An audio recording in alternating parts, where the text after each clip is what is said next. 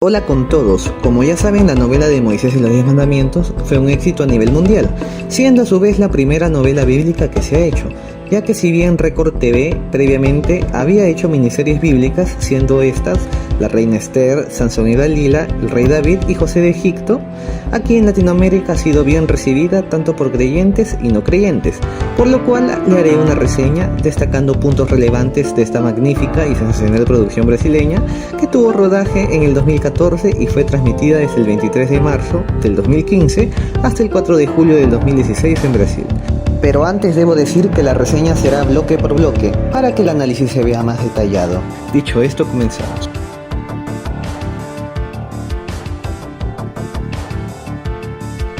Estructura de la novela. Los productores evidentemente se basaron en la Biblia, siendo más específicos en 4 de los 5 libros del Pentateuco. Éxodo, la primera temporada, se basó en la primera mitad de este libro, Levítico, Números y Deuteronomio. Sin embargo, al no contener la Biblia datos de Egipto, salvo el nombre de la ciudad Ramesés o la zona donde se ubicaban los hebreos cercanos de la capital, Gosén, se desconoce el periodo del antiguo Egipto y por tanto la dinastía egipcia, que fue contemporánea con los esclavos hebreos. Debido al nombre de la ciudad Ramesés, muchos han asociado a la dinastía 19, o también conocida como época ramesida, en la cual se encuentran los faraones Seti y Ramsés II, por el evidente parecido a la palabra Ramesés. Esta asociación fue adaptada en la primera temporada de la novela, pero no profundizaré si fue una acertada decisión, eso ya lo haría en un próximo video. Y para la segunda temporada, si bien no hay mucha información de los moabitas y de los amorreos, se ambientaron como reinos muy crecientes con las creencias paganas a los dioses que tenían. Identificación con el contexto histórico. Si algo hace bien Record TV, a diferencia de Hollywood con las películas bíblicas, en una mayoría de casos, claro está, es que sabe cómo hacer que los televidentes tengamos empatía con los personajes, o por lo menos entender su pensar y forma de ser, ya que para ser honesto, todas las películas que hay de Moisés y el Éxodo, si bien están correctamente ambientadas, no genera ese feeling con el público, es decir, sí te muestran los hechos, pero sin el tiempo suficiente para generar una conexión. Algunos podrían decir que esto ocurre debido a que las películas tienen poca duración a comparación de una novela, y aunque hay un poco de sentido y verdad en esa lógica, hay otras películas que lograron esa conexión, como es el caso del Príncipe de Egipto. A pesar de ser una película animada de DreamWorks, logra en escenas puntuales generar algo de empatía con Moisés. Los hebreos se estaban multiplicando. Pudieron levantarse en nuestra contra. Padre, dime que tú no lo hiciste. Oh, hijo mío. Solo eran esclavos. Todo esto sí lo logra Record TV en la novela, mostrándote desde un principio cómo los hebreos sufren, pero no solo me refiero al que se les ve azotados. Esto lo vemos en casi todas las películas basadas en el Éxodo, pero en la novela se ve que sufrían carencias al tener que racionar la comida. Quiero más. Comida debe alcanzar para todos, Nadav. Tú ya comiste. Y sufrir persecuciones personales de algunos soldados. Sin embargo, lo que distingue esta producción de las otras películas es que aquí se muestra la fe en Dios, pero me refiero a que no solo se la menciona, sino que se ve cómo la viven o la sienten los hebreos, cosa que las películas recién se animan a mostrar, aunque mediocremente en la mayoría de casos se ha dicho, recién cuando Moisés vuelve a Egipto tras los 40 años de exilio. Aunque si bien es cierto que el pueblo hebreo se había alejado de Dios, dejándose corromper por las costumbres egipcias cuando se mudaron a Egipto, debido a que José era gobernador, debieron haber personas que aún conservaran la fe, aunque sea en minoría. Muchas otras las perderían aún más cuando se comete el genocidio de los bebés varones hebreos. Pero además de mostrar la esclavitud en obras de construcción, también mostraba la esclavitud misma en otras facetas, como la producción de ladrillos, y en el caso de las mujeres hacían trabajo artesanal, fabricando objetos de cerámica y lámparas. Sin embargo, el gran acierto que tenía esta maravillosa producción fue el de mostrar las costumbres hebreas, porque en toda cultura, aunque esté esclavizada, se conserva algo de su idiosincrasia. En el caso de los hebreos, eran sus cánticos de alabanza a Dios, hacer la circuncisión a sus hijos varones al 8º día de su nacimiento, bailar entre personas del mismo género, es decir, hombres con hombres y mujeres con mujeres. En cuanto a la cultura egipcia, la novela nos muestra un Egipto emergente, dominador sobre otros reinos. Prácticamente eran la nación más poderosa del mundo en ese momento y claro se ve la devoción que los egipcios le tenían a sus dioses, haciendo rituales y construyendo templos en su nombre. Sus costumbres, como la de todas las mujeres, estén calvas debido al temor a los piojos, por lo cual ellas usaban pelucas. En cuanto a las cosas palaciegas, se aprecian que hay un harén, un templo, una sala del trono, una joyería, cocina real, entre otros escenarios. Este esplendor es coherente no solo porque Egipto tenía esclavos, lo que significa tener mano de obra gratis, sino porque Egipto era un reino tan dominador que debía tener un trato sobreexplotador con los esclavos, como se ve en el regreso de Moisés. Empatía con los personajes. Entonces, ¿tú me perdonas? Claro que sí. Claro que sí. Hermoso. ¿Me perdonas también? Claro, hijo mío.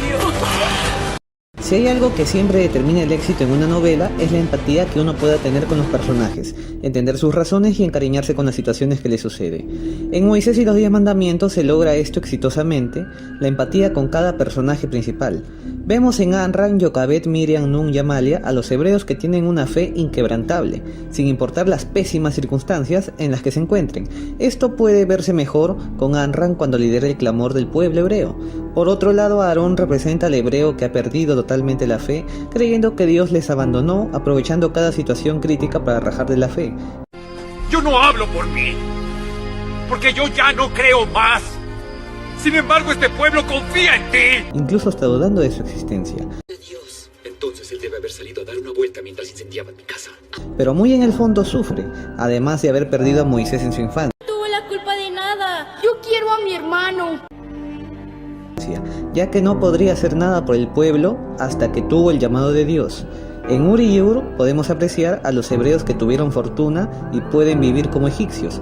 Muchos dirían que ambos perdieron la fe, pero no es así, pues solo Ur la perdió, pues Uri nunca la tuvo, ya que pensaba que las historias de los hebreos eran solo mitos, pero lo peor es que se avergonzaba de ser hebreo. Esto explica el hecho de por qué se resistía a irse, representando al hebreo que le gusta vivir en puras comodidades. En la familia real vemos lo típico, gente que vive y disfruta de las comodidades, pero se aprecia en la princesa Genutmire bondad en su corazón y no soportaba las injusticias. A pesar de que arrebató a Moisés de Jochebed, esto sería comprensible ya que no podía tener hijo de su sangre. En el rey Seti se aprecia un monarca que prioriza el bienestar de su reino por encima de todas las cosas. Esto se ve reflejado en la matanza que hizo a los bebés hebreos y en la condena de muerte a Moisés, sabiendo que Genutmire sufriría con esto. Lo lamento mucho. ¿Me puedes perdonar?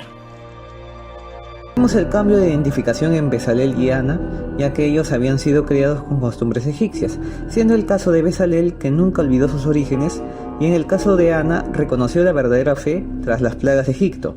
Y en Josué vemos a aquella persona que está dispuesta a contribuir con la mejoría de Israel de cualquier forma, siendo que agarra un rol más protagónico y con más confianza en estadía en el desierto, siendo la mano derecha de Moisés sin sucumbir a las tentaciones. La novela tiene tan desarrollados a sus personajes que incluso la mayoría de personajes secundarios tienen cosas interesantes. Por ejemplo, Pacer y Simut manejan muy bien el humor en la novela, debido a las ocurrencias de Simut y el enojo simpático del sumo sacerdote. También nos muestra la fidelidad de Kenny con Moisés y cómo fue capaz de arreglar su matrimonio con Karoma cuando su relación se estaba deteriorando, o Radina siendo la extranjera que más fuerte sintió la fe en Dios al apreciar las plagas. ¿No crees que tal vez hayamos pasado la vida creyendo en falsos dioses? Aunque a diferencia de Gaiji, Simut terminó yéndose del campamento hebreo en un futuro. En cuanto a los antagonistas, tenemos a Yunet, quien representa a la persona que hace cualquier cosa y manipula a cualquiera con tal de conseguir sus objetivos, como se vio con la princesa Genutmire al privarla de tener hijos y fingir ser su amiga. Pakenmut representa algo similar, pero la diferencia es que solo se acomoda cuando le conviene, sin correr riesgos. Ramsés, cuando ya es el faraón, se puede apreciar en él a un gobernante megalómano que se creía un dios en la tierra, ya que si bien hizo tocar la máxima prosperidad en Egipto, priorizaba los monumentos hechos a su nombre. Estatuas del Señor de las Dos Tierras se están levantando por toda la ciudad y las monumentales obras de Abu Simbel ya están terminadas. Apuki representa el típico egipcio que desprecia a los hebreos. Nefertari es la que menos razones tiene de ser una villana, ya que se vuelve amargada y enemiga de los hebreos debido al rechazo que sufrió por parte de Moisés. En cuanto te vi, te deseé. Todavía te amo. Voy a fingir que no escuché nada de lo que dijiste, Nefertari. En cuanto al trío opositor, me refiero a Coré, Datán y Avirán, se ve a personas convenidas y codiciosas de poder, en donde Coré fingía ser el amigo de todos. Gracias, Coré. De nada, tío. Pero vamos a controlar el carácter.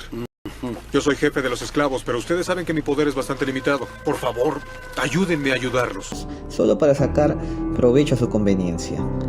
Tanto información para tener más privilegios, pero poco a poco los demás comienzan a notar su verdadera personalidad, y en la época del desierto comienza a traicionar al pueblo siendo informante, además de generar una rebelión en contra de Moisés de a pocos. Temas que toca la novela. ¿Y este hebreo inmundo qué está haciendo aquí? Tu raza no es bienvenida. Este no es su lugar.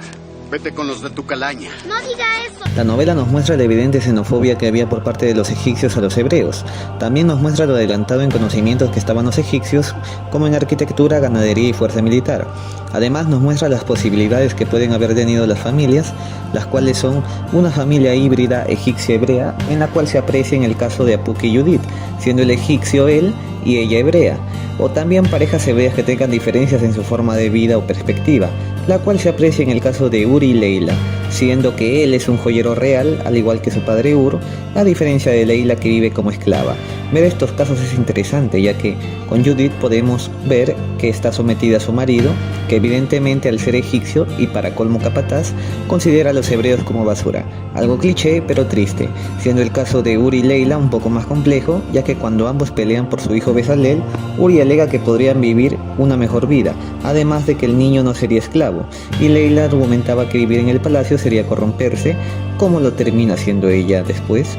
Este problema lo vemos más o menos en nuestros días. Sin embargo, estas cuestiones son las que menos malicia exponen, ya que también se exponen las infidelidades, tanto de pensamiento, lo cual es básico, como consentidas, viendo el primer caso en Corea donde pretendía Zafira, su cuñada y a la vez esposa de su amigo Datán, y el caso de Mekedre y Karen, en la cual tenían una relación lujuriosa, pero era más compleja esa situación debido a que Bak existe, y era hijo legítimo de Mekedre y además sería su hijo primogénito. Él argumentaba que Karen, al ser una meretriz, podría haber tenido a Bak de cualquier cliente, pero la duda le mataba.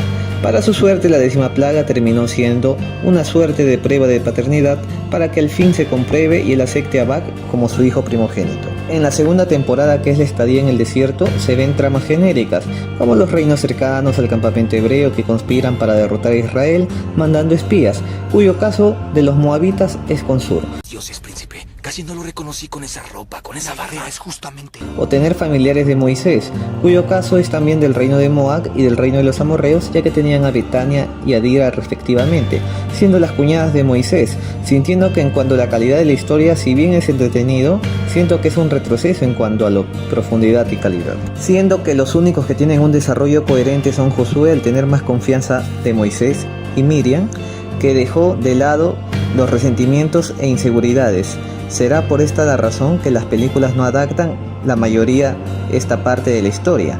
Lo que resalta de esta temporada son las guerras que tuvieron contra los reinos cercanos. Esta faceta militar de los hebreos se ve más a detalle en la novela de Josué y la Tierra Prometida. Ríndase.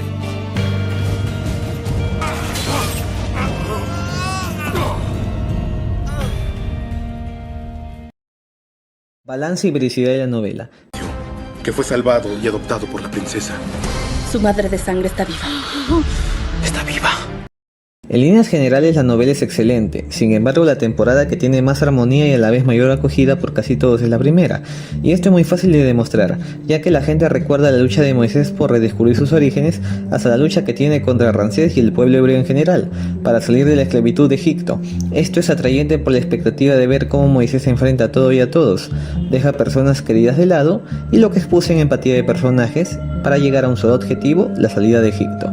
Sin embargo, en cuanto a lo histórico, podría decirse que no es 100% fiel, ya que la Biblia no brinda información precisa acerca del periodo egipcio en el cual pasó esto, suponiendo que todo lo que pasó fue real, claro, ya que la Biblia se salta en la historia desde la adopción de la princesa, es decir, la hija del faraón, de Moisés, hasta la madurez de Moisés, donde mata a un egipcio para salvar a un hebreo, y para colmo sin brindar nombres de algún noble o rey egipcio, por lo cual es comprensible que los productores hayan ubicado la historia un periodo específico, siendo este la dinastía 19 de Egipto o mayormente conocida como época ramesida. Algo muy destacable es que la mayoría de los personajes secundarios contribuyen al desarrollo de la historia principal. Por ejemplo, Leila contribuye para que Moisés descubra todo sobre su pasado, y Kenny fue de gran ayuda para Moisés en su vida y para la conservación de los corderos en la última plaga. Pero lo que sí me parece un desacierto es que la novela muestre una relación entre Moisés y Nefertari, ya que no es necesario imponer esta relación a diferencia de la presencia de Seti y Ramsés, que representan a los dos faraones contemporáneos a Moisés. Este error se suele ver en algunas de las películas inspiradas en Moisés, en donde se intenta justificar que es a raíz de la esposa del faraón que se endurece el corazón de este, cuando los motivos para la necedad del faraón en dejar ir a los hebreos podrían ser por orgullo o simplemente por considerarlos una raza inferior. ¡Yo no voy a ceder! ¡Soy Horus vivo! Ya resistimos 6 plagas y resistiremos también esta. ¡No voy a ceder! ¡No voy a... Impacto con las escenas. Esto es el oro puro de la novela, ya que muchos creen que solo por tener efectos especiales, una obra televisiva o fílmica ya es una obra memorable, como es el caso de los Avengers, por ejemplo. Pero Moisés y los 10 mandamientos, además de esto, tienen esta conexión en sus escenas, en la cual nos transmiten que los personajes están sintiendo en un determinado momento. Por ejemplo, por citar algunas, cuando es la huida de Moisés, no es que simplemente se va, todas las personas que lo querían de verdad lo terminaron ayudando. Cuando son las previas de la 10ª plaga, mira nada más cómo, además de sentir la frustración en los personajes, encaja a la perfección la banda sonora con ese momento. Hasta Ramsés sabía en el fondo que lo peor podía suceder, o cuando los hebreos estaban siendo asesinados al ver el abuso de sobreexplotación que hacía Ramsés con ellos, o cuando están siendo perseguidos tras haber salido libres, con esa banda sonora de acción. Pero también se destacan los momentos de euforia, como por ejemplo cuando ven al ejército de Ramsés hundirse en el Mar Rojo, o cuando vencieron a los amalequitas.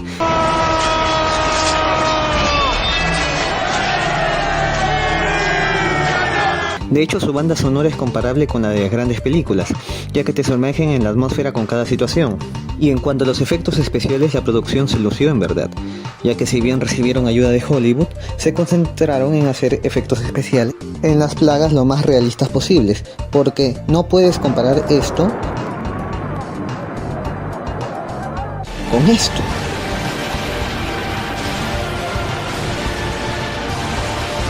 Claramente se denota una diferencia abismal, además de que, hay que decirlo, es verdad que en una película se debe resumir todo debido al tiempo limitado. Escenarios, simplemente hermosos y pintorescos. Los productores se preocuparon muy bien en hacer las construcciones tanto hebreas como egipcias, donde construyeron una ciudad de 7.000 metros cuadrados, en donde se ven a detalle los jeroglíficos, las estatuas de los faraones y dioses, las pinturas de las victorias militares de los egipcios. En cuanto a los hebreos, no solo se ve la parte de trabajo pesado, sino también las actividades de las mujeres, como ya le había dicho, como era aplastar trigo, procesar heces y hacer cerámica, además de las construcciones humildes de sus casas. Y fue una buena elección elegir el desierto de Atacama en Chile para filmar las escenas del desierto. Algunas ambigüedades con el guión. Hay algunas cosas que están forzadas en el guión desde mi opinión, siendo la primera que nos muestren al comienzo puros hebreos buenos de corazón y confiables, pero me refiero explícitamente a los esclavos. Esto lo digo porque los guionistas acordaron a último momento incluir al hebreo malo y traidor, el cual es representado por Joel, amigo de Apuki. ¿Quién está con Apuki? Es un canalla. Es hebreo, pero nos ha traicionado. Apuki y él son cómplices. Joel había desaparecido. Sintiendo que lo omitieron forzadamente a la historia, para ambientar el momento en que Moisés quiere imponer orden entre los hebreos puntualmente. Golpeando a este hombre, él es hebreo. Príncipe protector de los esclavos. Y ahora también es el juez. Otro hecho es que cuando Junet es descubierta como una farsante y ex-meretriz, ante todos en la corte real en la boda de Ramsés y Nefertari, Pacer no le haya dicho las sospechas al faraón de que Junet había envenenado a Seti, pues debemos recordar que cuando Junet vuelve al palacio tras pasar los 20 años, Pacer le dice a ella que siempre sospechó que Seti había sido envenenado por ella. Que tú lo mataste para que Nefertari se convirtiera en reina. Lo cual también se contradice, ya que había dicho a Dizebek que había muerto de causas naturales. Un examen minucioso del cuerpo del rey, del vino y de las copas encontradas en el cuarto. Deduzco de que él murió por causas naturales. También está el hecho de que a pesar de la pelea que tuvo Seti con Moisés, el soberano no lo haya puesto en prisión, ya que fue muy ingenuo de su parte en confiar en que Moisés olvidaría sus raíces hebreas. Exijo que me des tu palabra de que no volverás a buscar a tus parientes hebreos. Estoy dispuesto a ello, señor. También está el hecho de que Bakhemut no haya sido descubierto. Recordemos que él ayudó a Yonet a asesinar. También está el hecho de que Bakhemut no haya sido descubierto. Recordemos que él ayudó a Yonet a asesinar al rey Seti. Esto debiéndose a que Yonet siempre terminaba salvándose de la muerte. Caso contrario, seguramente lo habría delatado. Pero Pacer podría haber sospechado de esto, ya que los vio besándose, forzosa conveniencia del guión. Ahora que lo pienso, Bakhemut es todo un maestro de la discreción, ya que además nunca se descubrió que se había acostado con la reina Tuya. También me pareció innecesario que pusieran en el guión que Leila fuera secuestrada. En el caso de Adira se entiende, ya que estaba huyendo de Moab junto a su familia y fue clave para que el rey Seón se sintiera confiado. En cambio, lo de Leila no tiene ninguna utilidad en la historia, más bien trae sufrimiento. Y si bien se debe señalar el carente desarrollo que tuvieron estos personajes, Chivale, que estaba como un personaje que solo rellenaba el escenario, y Radina en su estadía en el desierto, claro, que bien pudo haber sido aprovechado en la trama, haciendo que sea la segunda esposa de Moisés, como lo explico más a detalle en este video. Parte final. La novela concluye con la conquista de los dos reinos que vimos en la novela, el reino de Moab y los amorreos, entre otros reinos también. Luego de esto, Dios le dice a Moisés que Josué será su sucesor, dejándole claro que será él quien conquiste toda Canaán, la tierra prometida, lo cual se ve en la novela del mismo nombre. Y luego Moisés se va al monte Nebo para morir y se aprecia lo importante que es su cuerpo al ver cómo Satanás y el arcángel Gabriel se lo disputan. En conclusión, Moisés y los 10 mandamientos es una obra que, si bien está algo romantizada, nos muestra la historia de cómo un pueblo esclavizado se libera del reino tirano a través de un elegido, donde se concentró en darle desarrollo a sus personajes en mayoría y poner las cosas relevantes de la Biblia, ya que con lo visual, que también es excelente a decir verdad, no bastaba para hacer una adaptación memorable de Moisés y el Éxodo. Espero les haya gustado este análisis. Dejen sus sugerencias y críticas en los comentarios con educación, por favor. Que Dios les bendiga. Hasta la próxima.